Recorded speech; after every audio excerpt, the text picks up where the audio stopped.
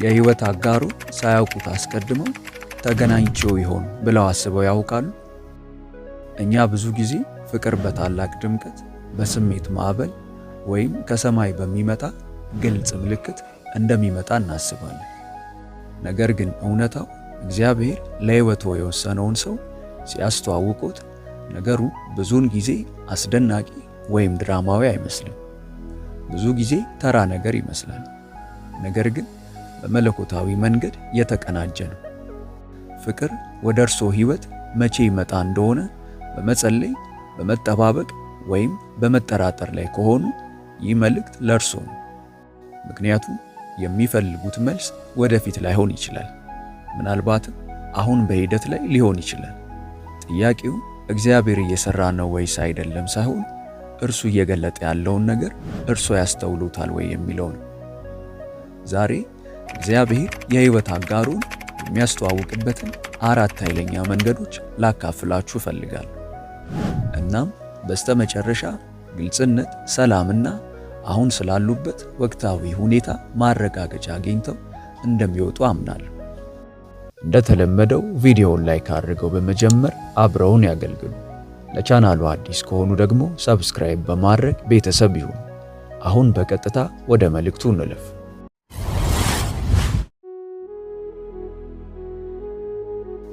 አንደኛ፣ ግለሰቡ ከመምጣቱ በፊት እግዚአብሔር ያዘጋጀውታል።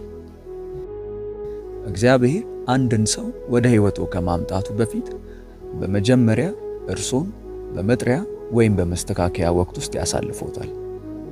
ለእግዚአብሔር ፍቅር ዝም ብሎ መገናኘት ብቻ አይደለም፣ ስለ ኪዳን እንጂ። እሱ ዝም ብሎ ስለ እኩለ ሌሊት ጨዋታዎች ወይም በሆዶ ውስጥ ስለሚሰማውት የደስታ ስሜት ብቻ አይደለም፣ ስለ ተልእኮ ዓላማና ዕጣ ፈንታም ጭምር ነው። በእግዚአብሔር ዕቅድ ውስጥ የህይወት አጋር ማለት ጥሩ ስሜት እንዲሰማውት ከሚያደርግ ሰው በላይ ነው። እነሱ ከእርሶ ጋር አብረው የሚገነቡ፣ ከእርሶ ጋር የሚጸልዩና ከእርሱ ዕቅድ ጋር በተስማማ መንገድ ከጎኖ የሚራመዱ ናቸው። እናም በዚህ ምክንያት እግዚአብሔር ዝም ብሎ ሰውን አይልክሎትም። ያንን ሰው በሚገባ ለመቀበል መጀመሪያ ልቦን ያዘጋጃል። ልቦን እንደ አፈር አድርገው ያስቡት። ብልህ አትክልተኛ መቼም በድንጋያማ መሬት ላይ ዘርን በትኖ ፍሬ አይጠብቅም። መጀመሪያ መሬቱን ያስተካክላል፣ አረሙን ይነቅላል፣ ድንጋዮቹን ያስወግዳል እና ዝግጁ እንዲሆን አፈሩን ይገለብጠዋል። እግዚአብሔር በእኛ የሚያደርገው ልክ እንደዚሁ ነው። የተቀደሰ ነገር ከመዝራቱ በፊት የነፍሶን አፈር ማረስ ይጀምራል። ያለፉ ግንኙነቶችን አረም ይነቅላል፣ በክህደት የደነደኑ ቦታዎችን ይሰብራል እና የቅሬታና የኪሳራ ድንጋዮችን ያስወግዳል። ለምን ይህን ያደርጋል? ምክንያቱም ፍቅር ባልተዘጋጀ አፈር ላይ ስር መስደድ አይችልም። ልክ መጥፎ መሬት ላይ ምንም አይነት ዘር ሊያድግ እንደማይችል ሁሉ ማንኛውም ግንኙነት ምንም ያህል ተስፋ ሰጪ ቢሆን ባልተፈወሰ ልብ ውስጥ ሊያብብ አይችልም። ብዙዎች የሚበሳጩት እዚህ ጋር ነው። የእግዚአብሔር ዝግጅት ብዙ ጊዜ እንደ ፍቅር አይስማማም። ብዙ ጊዜ እንደ መዘግየት ይሰማቸዋል። ነገር ግን ያ መዘግየት መከልከል አይደለም፣ መለኮታዊ አስተላለፍ ነው እንጂ። ይህ እግዚአብሔር ለመሸከም ላልተዘጋጀበት ነገር አሳልፌ ለመስጠት የማዝንልህ ያህል እወድሃለሁ ያሉት ነው። ባሮጌ ቁስሎች እያደሙ ሙሉ የሆነ ጤናማ ግንኙነት መገንባት አይችሉም። ስለዚህ እግዚአብሔር በምህረቱ የእርሶን ድብቅ ክፍሎች፣ አለመተማመኖችን፣ ፍርሃቶችንና ያልተነገሩ የስነ ልቦና ስብራቶችን መፈወስ ይጀምራል። እርሱ እነዚህን የሚያጋልጣቸው ሊያሳፍሩት ሳይሆን ሊያድሶት ነው። በዘፍጥረት ምዕራፍ 2 ላይ አዳምን ይመልከቱ። እግዚአብሔር ሔዋንን ከማስተዋወቁ በፊት አዳም ቀድሞውኑ ማንነት፣ ዓላማና እርካታ ነበረው። ቅዱሱ ቃል እንደሚለው እግዚአብሔር አምላክ ሰውን ወስዶ ያበጃትና ይጠብቃት ዘንድ በኤደን ገነት አኖረው። አዳም በተሰጠው ተልእኮ ውስጥ እየተመላለሰ ነበር። እርሱ ብቸኛ አልነበረም፣ ምክንያቱም ነፍሱ ቀድሞውኑ በእግዚአብሔር ረክታ ነበር። ሔዋን በመጣሽ ጊዜ እርሱን አላሟላችሁም፣ ለአጠቃላይ ውበቱ ተጨማሪ ሆነችው። መለኮታዊ ንድፍ ይሄ ነው።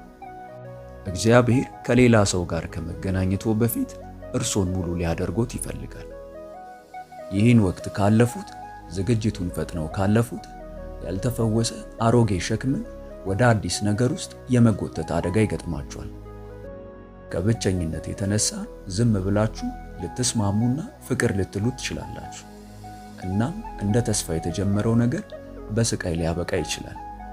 ነገር ግን የመጠባበቂያ ክፍሉ በደስታ ከተቀበሉት፣ እግዚአብሔር እንዲፈውሶትና እንዲያዘጋጆት ከፈቀዱ አስደሳች ብቻ ሳይሆን ዘላለማዊ ተጽዕኖ ወዳለው ግንኙነት ውስጥ ይገባሉ። ስለዚህ እግዚአብሔር አንድን ነገር የከለከሉት ከመሰሎት ይህንን ያስታውሱ። እርሱ እየቀጣዎት አይደለም፣ እርሱ እያዘጋጆት ነው። ሊሰጦት የሚፈልገው የፍቅር አይነት በአግባቡ መያዝ ያለበትና በጣም የተቀደሰ ነው። እርሱ ባህሪውን ቀርጾ እምነቱን አሳድጎና ልቦን ፈውሶ ሲያጠናቅቅ ያዘጋጀላችሁ ነገር ለእያንዳንዱ የጥበቃ ቅጽበት የሚገባ ይሆናል። አታኩርፉበት፣ አትቃወሙት፣ በደስታ ተቀበሉት። ምክንያቱም በእግዚአብሔር እጅ ያለ ምንም የመጠባበቂያ ወቅት አይባክንም።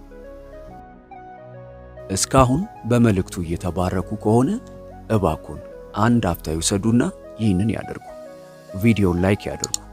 ቃሉን በቀጣይነት ተደራሽ እንድናደርግ ይጠቅመናልና። መልእክቱ ይቀጥላል። ሁለተኛ፣ መንገዶቻችሁ ባልተጠበቁ መንገዶች ይገናኛሉ። እግዚአብሔር የሕይወት አጋሩን ሲያስተዋውቁት ብዙ ጊዜ የእርሶን ዕቅድ አይከተልም። እርሱ ይህንን የሚያደርገው በራሱ ዓላማ ነው። ዓለም አጋጣሚ፣ ዕድል ወይም የጊዜ መገጣጠም ይለዋል። ሰማይ ግን መለኮታዊ ፈቃድ ይለዋል። አንዳንዶቹ ቀድሞውኑ ያገኟቸው ወይም ሊያገኟቸው ያሉት ሰዎች በአጋጣሚ የመጡ አይደሉም። እነሱ በእርሶ ጥረት ሳይሆን በእግዚአብሔር አሰላለፍ የተቀነባበሩ መለኮታዊ ቀጠሮች ናቸው። ሩትን ያስቡ። በሩት ምዕራፍ 2 ቁጥር 3 ላይ ቅዱስ ቃሉ እንዲህ ይላል፣ ሄደችም ከአጫጆችም በኋላ በእርሻ ውስጥ ቃረመች። እንደ አጋጣሚው የአቤሜሌክ ወገን ወደ ነበረው ወደ ቦዔዝ እርሻ ደረሰች። ነገሩ እንደ አጋጣሚ ይመስላል። ነገር ግን እግዚአብሔር በነገር ውስጥ ሲኖር ምንም ነገር እንዲሁ ዝም ብሎ አይሆንም። ተራ ይመስል የነበረው ነገር በእውነቱ መለኮታዊ ቅንጅት ነበር። ሩት ባል እየፈለገች አልነበረም፣ ኑኃሚንን እያገለገለች እንጂ። እርሷ በሂደት ላይ ነበረች። እናም ታዛዥነቷ ሕይወቷን ወደሚለውጥ ግንኙነት የሚወስድ መንገድ ሆነላት። እግዚአብሔር በዓላማ ውስጥ ሲመላለሱ የሕይወት አጋሮን የሚያስተዋውቅበት የመጀመሪያው ትምህርት ይህ ነው። መዝሙር 37 ቁጥር 23 እንዲህ ብሎ ያስታውሰናል፣ የደግ ሰው አካሄድ በእግዚአብሔር የጸና ነው።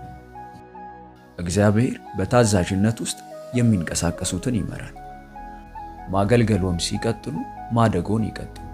ሙሉን ምስል ማየት ባይችሉም እንኳ መታዘዞን ይቀጥሉ። እርሱ መንገዶን እያቀና ነው። እናም ብዙ ጊዜ እንደ መዘግየት የሚመስለው ነገር እግዚአብሔር ለመለኮታዊ መገናኘት እርሶን እያዘጋጆት ያለበት ሁኔታ ነው። ያ ያልተጠበቀ ሥራ፣ ያ የአገልግሎት ዕድል፣ ሊተውት የተቃረቡት ያ ከተማ፣ ወደዚያ ሁሉ እሄዳለሁ ብለው አስበው አያውቁም ነበር። ምናልባት እግዚአብሔር ካዘጋጀው ሰው ጋር እርሶን ለማገናኘት እየተጠቀመበት ያለው ትክክለኛው መንገድ እሱ ሊሆን ይችላል። ኢሳይያስ ምዕራፍ 55 ከቁጥር 8 እስከ 9 እንዲህ ይላል፣ ሐሳቤ እንደ ሐሳባችሁ መንገዳችሁ እንደ መንገዴ አይደለምና ይላል እግዚአብሔር። ሰማይ ከምድር ከፍ እንደሚል እንዲሁ መንገዴ ከመንገዳችሁ ሐሳቤ ከሐሳባችሁ ከፍ ያለ ነው። የፍቅር ታሪኮ እንዴት መጋለጥ እንዳለበት የራሱ ሐሳብ ሊኖሮት ይችላል። ነገር ግን እግዚአብሔር በዓላማ በጊዜና በክብር የተጠቀለለ የተሻለ ሐሳብ አለው። እርሱ ቀድሞውኑ ያዘጋጀውን ነገር ለማሳደድ መሯሯጥ አያስፈልጎት። እርሱ ያላረጋገጠውን ግንኙነት ለማስገደድ መሞከር አያስፈልጎት። ጊዜው ሲደርስና እርሱ በታዛዥነት ውስጥ ሲመላለሱ እርሱ እርምጃዎቹ ከዕጣ ፈንታው ጋር እንዲሰለፉ ያደርጋል። አንዳንድ ጊዜ የሕይወት አጋሩ ተራ በሚመስል ቅጽበት ይገለጣል። እርስዎ ግን ዝም ብለው እግዚአብሔር ያዘዘዎትን እያደረጉ ሊሆን ይችላል። መለኮታዊ ትውውቅ በሂደት በታዛዥነትና በእምነት ውስጥ የሚሆነው በዚሁ መልኩ ነው። ስለዚህ አሁን ያሉበትን ቦታ አይናቁ። ትንሽ የሚመስለውን ነገር አይናቁ። ማገልገሎን ይቀጥሉ፣ መራመዶን ይቀጥሉ፣ መታመኖን ይቀጥሉ። ምክንያቱም የእግዚአብሔር ጊዜ ሲሆን ምንም ነገር ማሳደድ አይኖርቦትም። ልክ ለሩት እንዳደረገላት ሁሉ እርሱ ወደ ሞገስ እርሻ ይመራውታል። ሶስተኛ፣ የህይወት አጋሮ እምነቶን ያጠነክረዋል። በእግዚአብሔር የተወሰነ ግንኙነት መቼም ስለ ስሜቶቹ ብቻ አይደለም፣ ስለ መታደስ ነው እንጂ። ስሜቶን የሚያነቃቃ ብቻ ሳይሆን እምነቶን የሚገነባ ነው። አንድ ሰው የህይወት አጋሮ ሊሆን እንደሚችል ከሚያሳዩት ግልጽ ምልክቶች አንዱ ግንኙነታችሁ ወደ ኢየሱስ የሚያቀርባችሁ እንጂ ከእርሱ የሚያርቃችሁ አለመሆኑ ነው። ዘፍጥረት ምዕራፍ 24ን ይመልከቱ። የአብርሃም አገልጋይ ለይስሐቅ ሚስት እንዲያገኝ መመሪያ እንዲሰጠው በጸለየ ጊዜ ገና ንግግሩን ሳይጨርስ ርብቃ ታየች። እርሷ በውጫዊ መልኩ ውብ ብቻ አልነበረችም፣ የጸሎት መልስ ነበረች። የእርሷ ደግነት፣ ትህትናና ባህሪ አገልጋዩ እግዚአብሔርን ከጠየቀው ጋር የሚስማማ ነበረ። አገልጋዩ እንዲህ አለ፣ ቸርነቱንና እውነቱን ከጌታዬ ያላራቀ የጌታዬ የአብርሃም አምላክ እግዚአብሔር ይመስገን። እኔ በመንገዴ ሳለሁ እግዚአብሔር ወደ ጌታዬ ወንድሞች ቤት መራኝ። ያ መለኮታዊ መመሪያ ነው። እሱ ዝም ብሎ አጋጣሚ አይደለም፣ ከጸሎት ጋር መጣጣም እንጂ። በጣም ብዙ ሰዎች ግንኙነትን የሚመርጡት በዓላማ ላይ ሳይሆን በምርጫ ላይ ተመስርተው ነው። ነገር ግን የሚያስፈልጉት አብሮት የሚስቅ ብቻ ሳይሆን አብሮት የሚጸልይ ሰውም ጭምር ነው። የትርፍ ጊዜ ማሳለፊያዎችን አብሮት የሚጋራ ሰው ብቻ ሳይሆን የሚያስፈልጉት እምነቶ በሚደክምበት ጊዜ አብሮት የሚቆምም ሰው ጭምር ነው። እውነተኛ ከእግዚአብሔር የተላከ የህይወት አጋር እምነቶን እንዲያቃልሉ ፈጽሞ አይጠይቁትም። እርሱን ወይም እርሷን ለማቆየት ብቻ እምነቶን መደበቅ፣ ጥሬውን ማፈን ወይም ኃጢአትን መታገስ ካለቦት ይህ አሰላለፍ ሳይሆን መዘናጋት ነው። ቅዱስ ቃሉ ግልጽ ነው። ከማያምኑ ጋር በማይመች አካሄድ አትጠመዱ። ሁለተኛ ቆሮንቶስ ምዕራፍ 6 ቁጥር 14። የኪዳን ግንኙነቶች ዓላማቸው እርሱን ወደ ዓላማው መግፋት እንጂ ወደ ግራ መጋባት መሳብ አይደለም። በሐዋርያት ሥራ ምዕራፍ 18 ላይ ያሉትን ጵርስቅላንና አቂላን ያስቡ። እነሱ ከተጋቢዎች በላይ ነበሩ፣ የመንግስቱ ገንቢዎች ነበሩ። በቤታቸው የእግዚአብሔርን ቃል አገልግሎት ያስተናግዱና ከጳውሎስም ጋር ይጓዙ ነበር። አጋርነታቸው እንዲሁ ስለመጣጣምና ስብዕና ብቻ አልነበረም፣ የጋራ መንፈሳዊ ራዕይ ስለነበራቸው እንጂ። እግዚአብሔር የሚያስበው ይህንን ነው። ዝም ብሎ ፍቅር ብቻ ሳይሆን የመንግስቱ ዓላማም ጭምር። ትንቢተ አሞጽ ምዕራፍ 3 ቁጥር 3 ሁለት ሰዎች ካልተስማሙ በአንድነት ይሄዳሉን ብሎ ይጠይቃል። መስማማት ማለት በሙዚቃ ወይም በምግብ ምርጫ መመሳሰል ማለት ብቻ አይደለም፣ የጋራ መንፈሳዊ አቅጣጫ መኖር ማለት እንጂ። እግዚአብሔር ለእርሶ ካዘጋጀው ሰው ጋር ሲሰለፉ የሰላም ስሜት ይሰማዎታል እንጂ የጫና አይደለም። ግልጽነት እንጂ ግራ መጋባት አይደለም። መታነጽ እንጂ መርሆችን ማላላት አይደለም። አንድ ግንኙነት መንፈሶን የሚያደክም፣ እሳቶን የሚያጠፋ፣ በክርስቶስ ያሉትን ዋጋ እንዲጠራጠሩ የሚያደርጉት ከሆነ ያ ከእግዚአብሔር አይደለም። ነገር ግን እርሱ ሲያቀናጀው ያጠነክሮታል፣ የጸሎት ፍላጎቶን ያነሳሳል፣ ለአምልኮ ያሉትን ታማኝነት ይጨምራል እና በጽድቅ ለመኖር ያነሳሶታል። ምሳሌ 27 ቁጥር 17 እንዲህ ይላል፣ ብረት ብረትን ይስለዋል፣ ሰውም ባልንጀራውን ይስላል። እግዚአብሔርን የሚፈራ የህይወት አጋር መንፈሳዊ ብልህነቱን ወይም ስለቱን አያዳክም፣ ይልቁንም ይስለዋል። ከእርሱ ጋር ይጸልያል፣ ከጎኑ ሆኖ ያመልካል እና እምነቱ በሚናወጥበት ጊዜ የእግዚአብሔርን የተስፋ ቃላት ያስታውሱታል። ስለዚህ ትንሽ ቆም ይበሉና ራስዎን ይጠይቁ፣ ይህ ግንኙነት ወደ ክርስቶስ ያቀርበኛል ወይስ ያርቀኛል? እምነቴን ይገነባል ወይስ ያፈርሰዋል? ምክንያቱም እግዚአብሔር ከሕይወት አጋሩ ጋር ሲያስተዋውቁት የተወደዱ እንዲመስሉት ብቻ አያደርጉ፣ እግዚአብሔርን ይበልጥ እንድትወዱት ያደርጎታል። አራተኛ፣ እግዚአብሔር በመንፈሳዊ ስልጣን በኩል ያረጋግጣል። እግዚአብሔር ግንኙነትን ሲወስን ማረጋገጫውን በእርሶና በሌላኛው ሰው መካከል ብቻ በብዛት አይተውም። እርሱ ብዙ ጊዜ በሕይወት ውስጥ ባሉ መንፈሳዊ ስልጣንና እግዚአብሔርን በሚፈሩ ምክሮች በኩል ማረጋገጫ ይሰጣል። ምሳሌ 11 ቁጥር 14 እንዲህ ይላል፣ ምክር በሌለበት ዘንድ ሕዝብ ይወድቃል፣ በመካሪዎች ብዛት ግን ደህንነት ይሆናል። የበሰሉ አማኞች፣ መካሪዎችና የቤተ ክርስቲያን መሪዎች ብዙ ጊዜ እግዚአብሔር ቀድሞውኑ በልብ ውስጥ እየተናገረ ያለውን ነገር የሚያረጋግጥባቸው ዕቃዎች ሆነው ያገለግላሉ።